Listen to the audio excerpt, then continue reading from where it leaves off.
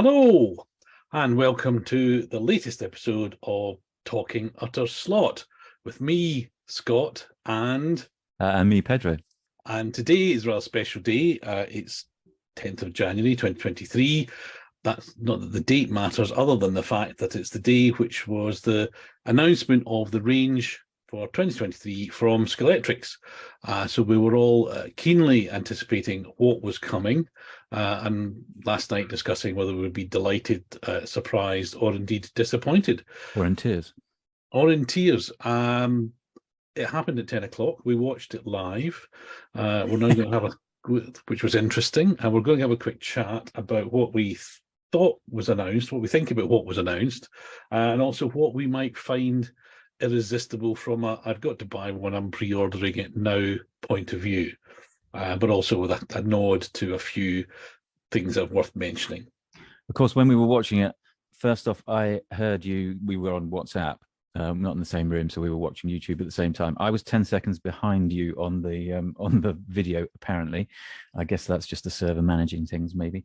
So I had the sound of you eating toast to begin with, and then as every new item came on your screen, I got the oohs and the ahs and the oh my giddy aunts, which I found frustrating because I couldn't see the same thing.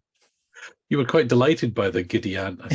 It was quite amusing. It made my enjoyment that little bit better, but it also added to the frustration because you were going ooh and not telling me what it was, and I was like, well, I want to know, what are you looking at?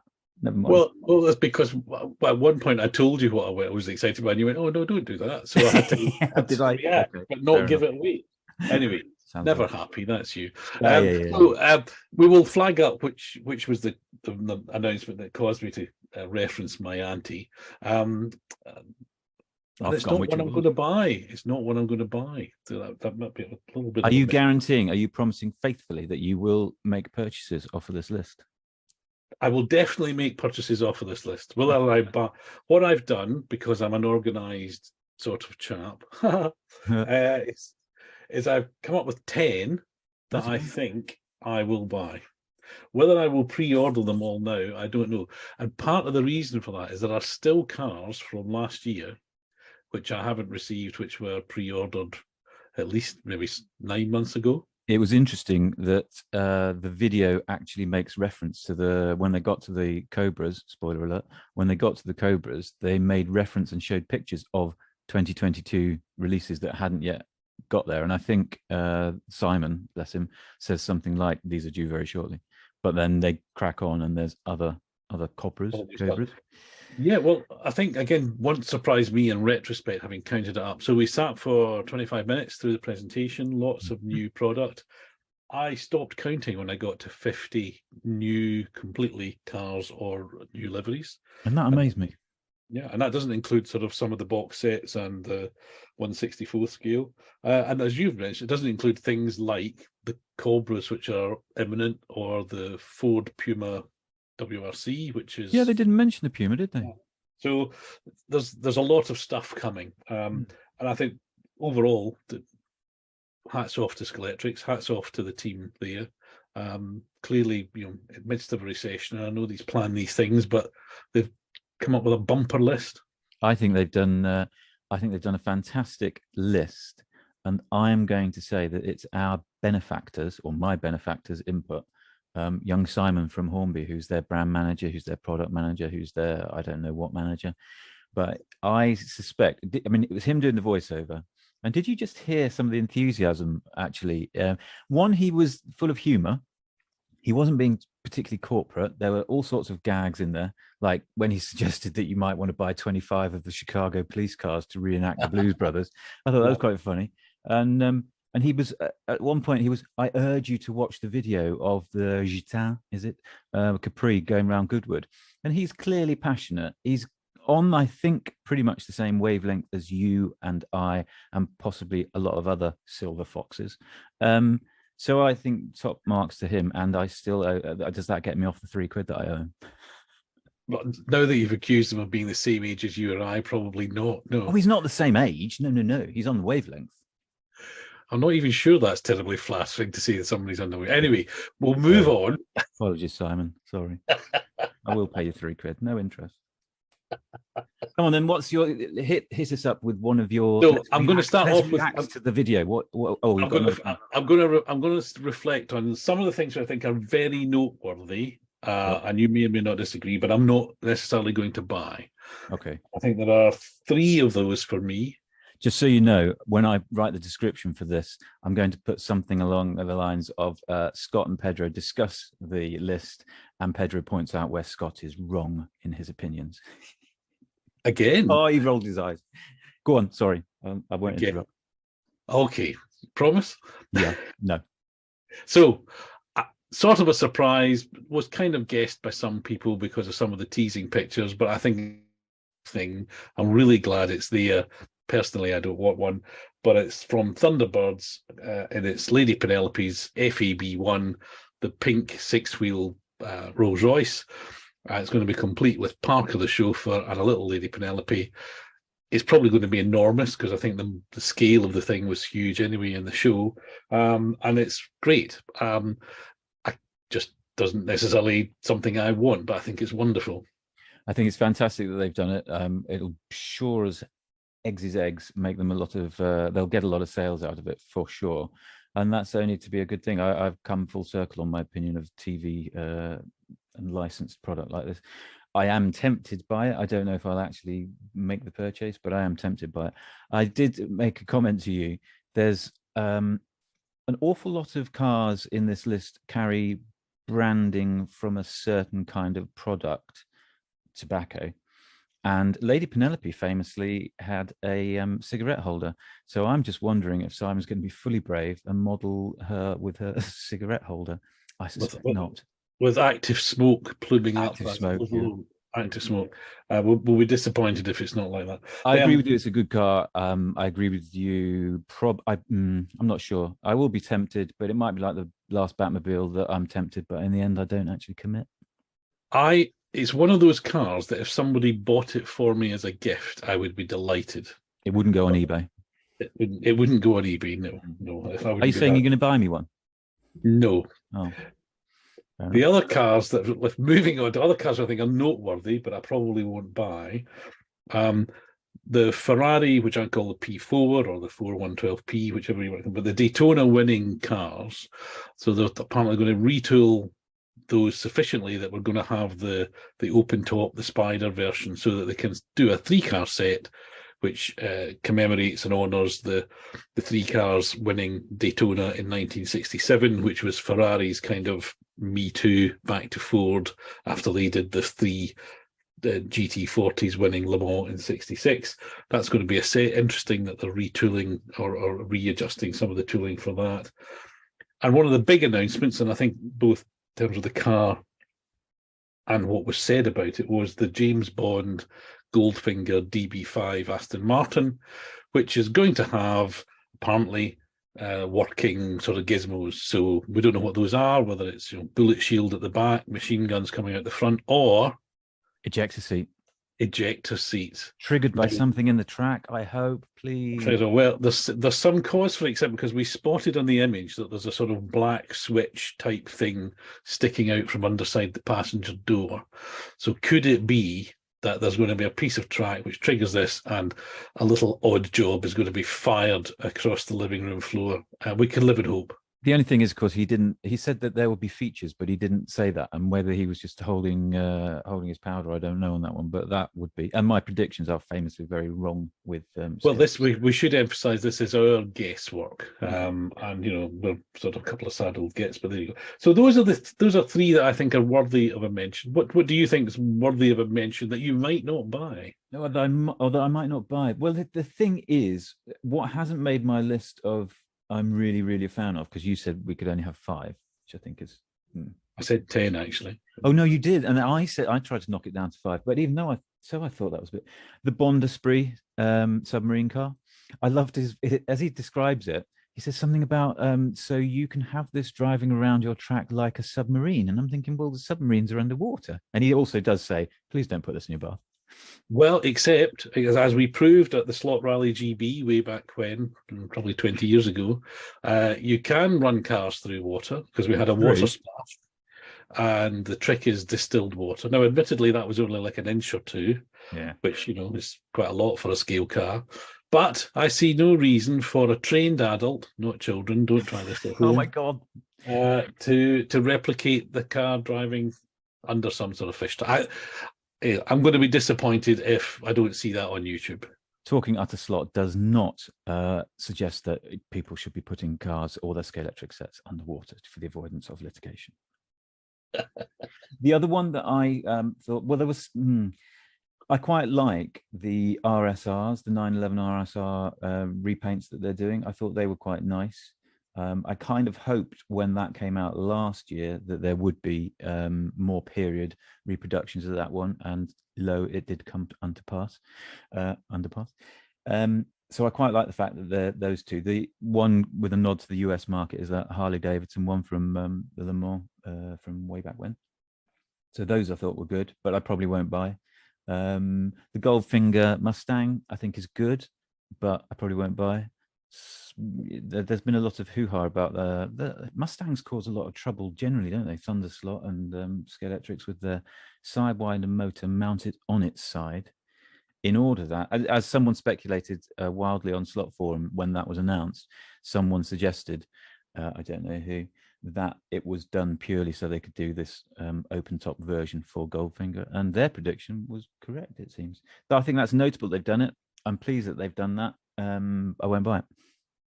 Well, the other notable thing about that model is that it's going to have, according to Scalextrics, the first female molded driver that they've ever done. Doesn't that make Penelope the second then? Well, she's the first passenger, I guess. I don't know, but it's apparently the first time. So an interesting model from that point of view. Now, I'm going to mention, in case you haven't got it on your list, but I think also very interesting, but I don't necessarily feel I want to buy one, is the Land Rover Series 1. Very interesting. Very interesting. So not a racing car, not really a TV car, certainly a famous vehicle. And he suggested that the gearing in it is such that, because it's not a rubber band four-wheel drive, it's a geared four-wheel drive. And I think he suggested they've got running prototypes and they're not going to set the world alight in terms of lap time, which is interesting. I suspect that one's almost been made not so much to be a slot car, just to sort of ride on the Land Rover anniversary stuff. Well, maybe it has such potential, that one. I mean, you pointed out that the windscreen may fold. Yeah, looking possibly too closely at the render, it did look as though it had the hinge on it. Now, whether it's a working one or not, it's a different question. I guess Land Rover collectors are, memorabilia, etc. It's probably quite a big market. Should say that, again, judging from the render, there is no ground clearance. This is not a rival to sort of the Ninko or the SCX Dakar type cars of the past, which are also sort of shaft drive, fairly low geared. Doesn't look like it's one of those. But however, I suspect somebody out there will be firing up the 3D printer as we speak and the graphics package to work out how to redo that one and make it so. I think that one's got potential because, as I said to you, I reckon that at some point in the future, since they seem to be doing so much Goodwood stuff, there'll be a red Goodwood track recovery Landy. That's my prediction. I think you're probably you could put money on that to earn it in order to buy slot cars. That's probably, again, talking utter slot does not endorse gambling. Right. So in terms of the things you're going to buy, if you really only have got a list of 5, I can't believe that if it's a list of 5. Have you really only got a list of 5? No, it's actually got 6 on it. All right. Okay. And I'm not promising faithfully, but okay, you want one off the list? Let's go a bit left field. Well, I've got 10, but I can't edit that quickly in my head. But no, and I'm sure some of mine will be on yours. Okay. I'd be amazed if the Mirage GR8 is not on your list. So you've gone straight for I think this was to me the biggest surprise. Yeah, absolute delight. Yep. I never imagined that Scalextrics would make a mid-70s Le Mans car that isn't a Porsche or a Ferrari. Mm-hmm. And I'm delighted. I mean, I guess the Gulf livery factor is a huge one. I know but it genuinely should be on this. I hate things all the Gulf everythings, but this is genuinely a Gulf car. It looks great. It's a lovely car. Sidewinder. I think it's probably going to be pretty quick. It's a legit And golf model. It's a legit golf model that I could possibly justify making a purchase. It doesn't have anything to run against at the moment, does it? So I'm going to hope for a 936. I'm going to hope for a Renault. More open top sports cars from the 70s, please, Simon. And yeah, I'll give you a free headline. I would endorse that as well. So I think it's great. So I'm definitely buying one of those. Yeah, I Yes, suspect I am. So that's actually, we agree on that one. What about the VL Commodore? absolutely. Again, Ooh. surprise and delight. Took me back the odd 40 years, or not quite 40, is it? Because, of course, it ran round about the same period as the TWR Rovers, and it was one of the few cars to also run on the Speedline 5-spoke wheels. So because of, so I'm guessing that they've, as well as it being no doubt attractive to the Australian market, which is reasonably significant for Scalextrics, as we know, that it's a because they've got the wheels, they did the car. Is that your theory? That That's my theory. they set up to make wheels first and then go, oh, we've got these wheels now. What car can we put on them? Let's go and look on the internet. It's as good a theory as any. And I'm not sure. I think that one's a real crowd pleaser. I mean, yes, the Aussies are going to love it. It's nice to see that they're doing more Group A stuff. It's nice that they're keeping it in line. There must be plenty of liveries on that one, and some of them I suspect, I haven't hit up images on Google yet, but some of them I suspect from down under are going to be quite entertaining liveries, Larry and attractive in that for that reason. So I think that it's going to be a bit of a brick, isn't it? it's a big old thing. I mean, it'll be as big, if not slightly bigger than the Rover, I would have thought. Yeah. So that, I think we all need to buy one so that they are encouraged to make big Group A type cars, and I might get my Volvo 240. Self-interest as ever. The other interesting thing about that model, amongst many of these ones, is it had Rothman's sponsorship evident on the car, and which is to be applauded. I think this is great. The car ran that way. I think that's good. So that's a number of the models today were shown with the actual tobacco livery. You missed me dinging there, but that was a ding first count of a tobacco company. How many more will there be, I wonder? Okay, well, I hope you're going to keep track of your dings. Yeah, well, we've agreed. I'm going to mark it off the list. I actually wrote down the names of the brands. So we've agreed on 2. So you fire off one now, and we'll see if I can correct you on your choice. Well, I sort of already mentioned it because it's the Rover. So we're still waiting on the Astos Rover coming from last year, but they've announced a Marlboro liveried Vitesse, which was the one that raced in the French Super Tourisme series, which was kind of Group A plus, but effectively the same looking cars. That Marlboro livery from mid-80s is just, every car looked great in it. Yep. So this has looked great in it. And again, for those who know me or remember, I used to work at Austin Rover, as it was called, exactly at that time. And so this was a car which kind of I had some awareness and affection for. So I'm definitely going to be buying that one. Yeah, there's no way. I think Simon's safe in every SD1 that they knock out. I will have to buy. There's not many cars that are like that for me. There's a possible podcast in there, I think, but I know some people just will religiously buy any model. There's very few that I will do that. I don't like BMWs, but I will buy a lot of M1 Pro cars. And I never had an SD1. My dad never had an SD1. I always liked them, and I will always buy a Rover SD1 from Scalextric. Never owning one certainly helps you like them. Says the man who used to work for them. Okay, so now at the moment, we're 3 for 3. We've agreed. Okay, well, this is crazily outrageous. Let's go for one which I think we might disagree on then. And it's a bit of a surprise for me. And it's an Escort Mark 1 RAC Rally 1971. Yeah, you're on your own. I'm on there. Okay. Yeah. It was one of several Escort Mark 1s which were announced. Not all rally cars. Some are modern race cars, which leave me a bit cold, but that's fine. I gather that however many Escorts they make, they sell out. The interesting thing in his commentary was I didn't appreciate he named the series. I can't remember what it was, but he said Scalextric sponsor it. So I thought that was quite curious. And one of them is it's a Escort Mark One, yes, but it's like a modern livery because it's still being raced currently. It's contemporary, which I thought was interesting. It is, and in fact, for some time now, and again, one of the liveries on the GT3, I think on the Merc, and on some of the other cars has been liveries for UK only race cars. So Yeah, I'm kind of, I mean, this is going to make me sound like a dreadful snob. For once you get below BTCC, which I think is great, British Club Motorsport leaves me kind of cold. So I know there's a GT Championship, and I know there's Saloon Championships and endless one make championships and all this sort of thing. But whenever I find myself at a racetrack where one of these things is going on, there is nobody watching. I mean, there's the people who've come along with the people who are driving, and that's about it. So it astonishes me that they do models of those cars, because you think nobody knows what this is. But I guess they're nice, bright colours and all that sort of thing, and maybe the licensing's easy. I don't know, but it bamboozles me. I don't get why those things are interesting. if your liking of the BT of things beneath the BTC, no, if your dislike of things beneath the BTCCCCC makes you a snob, I don't know what that says for me because I don't like the BTCCCCC. Jason Plato nerfing things around. Little anecdote.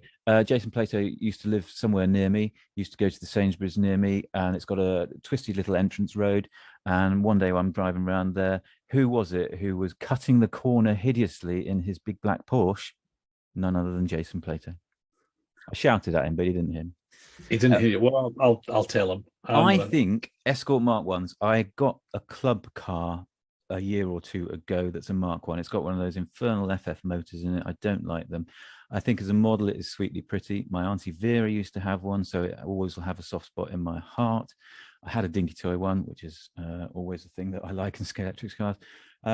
I like the fact they're doing so many of them because I figure they've realized it makes them money and it's a good thing. And they're attractive little models. So, yeah, you can have that one. Good. Okay. Well, thank you very much. Anyway, next, back to you then. For me, I suspect this is another one we'll agree on. That Camaro in that livery, very nice. TEAC, is it? TEAC, written down side the stereo people. This is the black and green one. Various shades of green. I wonder if they'll struggle to get the shades right. Sorry, cheap shot. Yeah, I thought it's a nice livery. It's not the humid car that I was expecting, which is a bit of a dull, although it's pretty iconic if you're a man of a certain age. It's a dull white livery with red logo on it, but the one they're going with this time around, very nice. I like that. Definite purchase. Yeah, I think I agree with you. I suspect that's one of those ones when you see it in the plastic, it's going to have a great, kind of, oh, that's a pretty thing. I want that. When you see it in the plastic, I like that. When you see it in the metal, when you see it in the plastic. So we agreed on that. So that's no. I'm not going to buy one of those. That's not on my list. That Camaro did not make my list. I'm not a bit interested about the Bastos at all, but no, the Camaro did not make my list. Oh, controversial. Well, my 10 were quite tight actually. Yeah. All right. What shall I go with? Okay, here's another surefire, guaranteed. You will agree with me. Mark One Jag. Yes, the race car. Yes, really. And yeah, the race, because they showed a race car and a police car. I think one police car is a Mark II, I believe. Oh, sorry. You're going to be correct. You're going to be correct. I think it's on my list with slight reservation, and this is again peculiarity of me. This is one of many classic cars which they are doing in a livery from modern historic racing, principally Goodwood. I would rather it was in a period livery. Would you?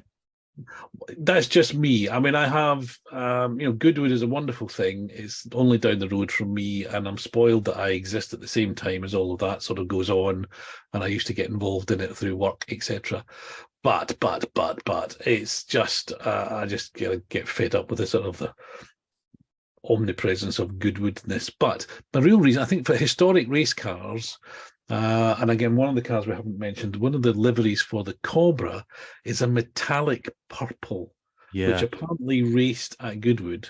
Revival, yeah. I struggle to imagine it raced in that livery in real. It maybe did, I just don't know. But it certainly doesn't look like a period livery. And so again, it's one of those other Goodwood connections I'm not for. But I've got to thank Goodwood because the growth in historic motorsport over the last 20 odd years. It really has been a big driver of that. And I don't think we would have all of these classic cars that we're enjoying, right back from the Maseratis and the Van Walls from, what's that, 20 years ago, right through to these Capris and SD1s, because that's what's really flagged up the popularity of classic and historic motorsport, and we're getting the nice models of them. So a bit of a love-hate relationship with it there. I think that the modern, for want of a better word, liveries on the old historics actually make them look a little bit more exciting, because 9 times out of 10 in my head, a classic livery on a Jag, on a Cobra, was a white circle with a black number on it, and that was it. Great. I like a little bit more. I don't want the full NASCAR stickers down the side, thank you very much, but I do like the idea of a little bit more interest in the car, on the car. And that Jag, yeah, that looks like a keeper. I'm curious to know what kind of motor it's got in it. I don't want it to have an FF, because it's presumably quite small. It shouldn't be big, that's for sure. Interestingly, Simon said it's one of the most expensive toolings. The police car one, yes, that they've ever done, which again will probably means full interior. Oh, I think he on the police car, I think he did say something about full interior. Oh Lord, does that mean the motor's going to be at the front? Time will tell. That will be, I could swear blind now that I might be buying some of these cars. And then when they announce that either A, it's got an FF motor, or B, the motor is where the real engine was in the car, a la Fly's way of doing things, that would be a real, no, I won't bother, which is a shame. That's interesting. Well, we'll have to wait and see. Mm-hmm. What else have you got on your list? Well, I've only got one more. Go on then. Which I'm slightly surprised about, but the Lotus 79. I heartily approve of the Lotus 79 in the Martini Rosso livery. I like that a lot. I think I'll get one. I'm hoping that fellow off the forum, Andrew Rowland, is it? He'll do an adapter thing so that you can get the polycar gearing into it and make it go just that little bit better. Regardless of that happening, which I'm sure will happen, I will find it hard not to buy a Lotus 79 in those Martini colors, because that's classic. Yeah, I'm going to agree with you there. Again, just for explanation, a bit of a surprise. They showed a twin set, which is going to be the Lotus 79 in the more famous GPS Mario Andretti championship winning livery, which means there'll be a Ronnie Peterson one at some point, no doubt. What? He drove one of those? He did. He died in one of, well, he didn't die in it. The accident from which he died was in a Lotus 79. I didn't know that. But the twin set is with a Brabham BT46, I want to say, which is the fan car, or was famous for the fan car. Only ran in one race, which it won. And in the box, he said something about they're going to have a little plastic dustbin. The dustbin lid, which you need to explain why that's a cause for it. Why is having a plastic dustbin lid exciting? Well, I don't know the full story, but I think I have heard of it a couple of times, in that it was such a revelation, that such a leap in technology, and they were concerned about maybe its reception. I guess they must have known that it was going to chuck gravel out the back, and so they borrowed a dustbin lid from somewhere around the Swedish track and sort of disguised the fan with a big dustbin lid, which in itself must have looked pretty darn weird to everyone else. Like Colin Chapman was going, why have they got a dustbin on the back of that car? I don't get as a smokescreen. I don't think it worked. But apparently, according to Simon, they're going to include a little plastic dustbin lid in the set, which I think actually makes that set even more appealing. It is a lovely touch, actually, isn't it? It's a lovely touch. So I think the other thing, that car, the twin set is going to be the GPS Lotus and the fan car Brabham. Separately available is going to be the Brabham without the fan, which is the way it ran most of the year, and with John Watson driving it. And as you've said, the other 79 is going to be the Martini liveried one, which was a lot less successful, but is quite pretty in its own way. So those are the cars. I had the fan car, and oddly, I want the fan car and the Martini 79. So whether I have to buy a set just to get it. Interestingly, and I went out at lunchtime and had a quick play with them. I've got an old SCX Lotus 79 GPS and an old SCX Brabham, not the fan car, but the same Brabham. So I've already got those cars as models, and that's an interesting and possible future podcast discussion. Buying the same thing twice, why do we do it? We're fools. The only two cars I haven't mentioned, and probably, and you'll see this is predictable because I'm a bit of a rally nut. This is predictable, Scott, because you're a bit of a rally nut, aren't you? Thank you for that. One is the Escort Cosworth Repsol livery from '97, and it's completely new tooling. So I mean, this car was done way back when, but completely new tooling, and there's a number of liveries, but the Repsol one, and also completely new tooling, the Subaru Impreza WRX Colin McRae 555 car. I'm not going to yawn at that one, but I'm not super excited. But again, it's one of those ones that I think they will just sell like cakes that are rather more than warm. They will just leap off the shelves. They're going to go really well. The Cosworth, completely new tooling, lots of repaints, but just sticking Carlos Sainz's name on the side window means ka-ching, ka-ching, ka-ching, certainly in one kind of Mediterranean country.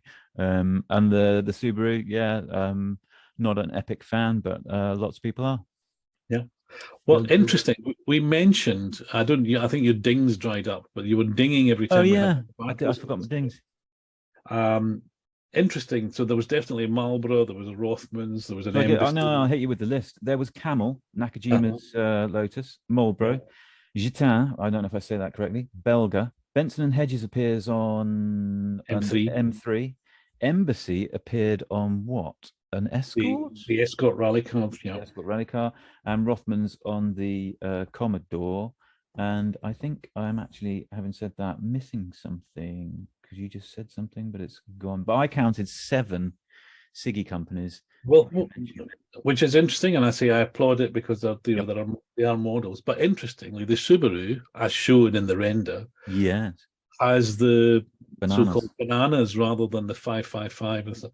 So it's interesting choice. Now, whether that's because the feeling is it's more famous in that livery, or whether that was the livery when Colin won. Is that the livery he won the REC with? I don't know, but I also wonder if that's just another repaint, isn't it? Possibly for Far Eastern markets, possibly, or just generally, it's another relivery that they can get out of that mold.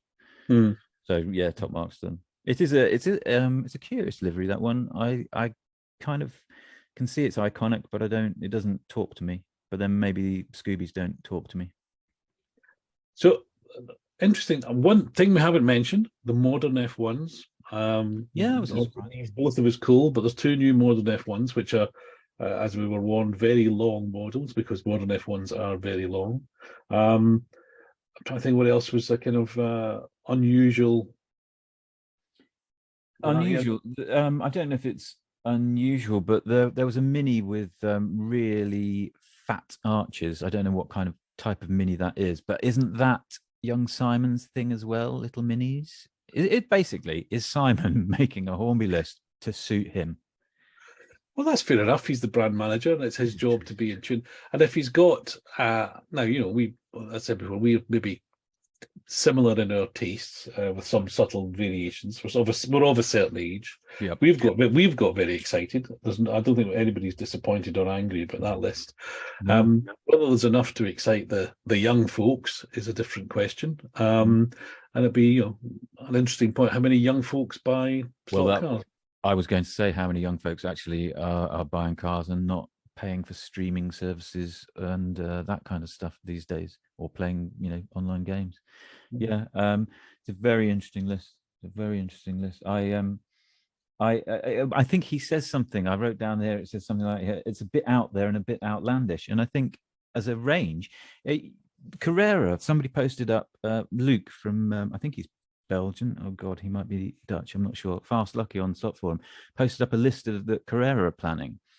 And I read through it, and there were no pictures to help with the excitement, but I just read through the list and went, there really wasn't much in there at all. I don't know how many of their molds are new, but this is a genuinely exciting list of cars that they're going to do for Scalextric. So I agree. I mean, it indicates either fantastic confidence or great optimism about where the market's going to be. Yeah. But I think as we've gone through them, most of these things all sound like we say, well, those will sell well in different and lots of liveries.